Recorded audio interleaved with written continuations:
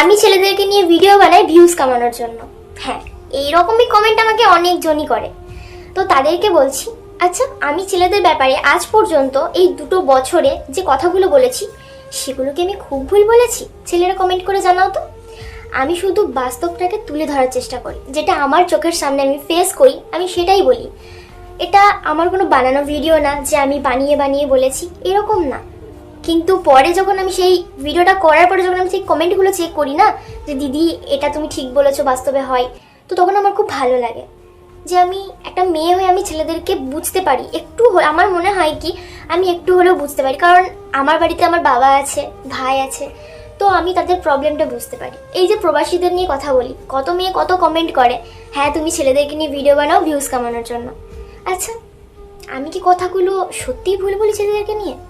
আমি মেয়েদেরকেও সাপোর্ট করি, ছেলেদেরকেও সাপোর্ট করি। মানে এখনকার যুগে দেখবে ছেলেদের দুঃখটা কেউ দেখতে পায় না, যত রকম দুঃখ শুধু মেয়েদেরই আছে। মেয়েরা বাপের বাড়ি ছেড়ে শ্বশুর বাড়ি যায়, হ্যাঁ এটা ন্যাচারাল হয়ে আসছে, সবাইকেই যেতে হবে, যুগ যুগ ধরে হয়ে আসছে। কিন্তু একটা ছেলেও তো জীবনে অনেক কিছু ত্যাগ করে, তো সেইগুলো যদি আমি সোশ্যাল মিডিয়ার মধ্যে তুলে ধরি, এতে সমস্যাটা কোথায়? তারাও তো মানুষ, তারাও তো চাই তাদেরকে কেউ সাপোর্ট করুক, তাদের জীবনটাকেও একটু তুলে ধরুক। তো তোমরা কেন এরকম বাজে কমেন্ট করো যে ছেলেদেরকে সাপোর্ট করি ভিউজ কামানোর জন্য? এরকমটা না করলেও পারো, এখানে তোমরা নিজেরাই ছোট হচ্ছ।